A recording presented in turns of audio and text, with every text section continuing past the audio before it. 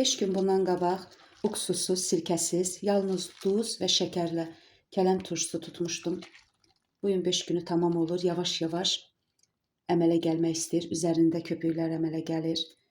Suyu o qədər şəffafdır ki, dadına da baxmışam, çox ləzzətlidir. İnanın ki, bu vaxta qədər uksus və sirkə ilə qoyduğum kələm turşularından qat-qat ləzzətlidir. Duzu, şəkəri, miqdarı o qədər yerindədir ki, bu resepti paylaşacağım. Xahiş edirəm, nə qədər sezondur, siz də hazırlayın. İndi yavaş-yavaş biraz kələm yumuşalır.